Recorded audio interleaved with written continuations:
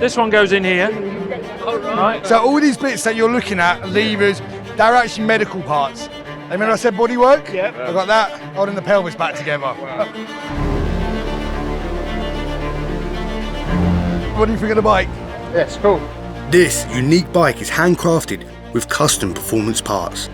Only thing is, those parts are actually medical grade performance parts that were designed to rebuild a rider's body after a collision.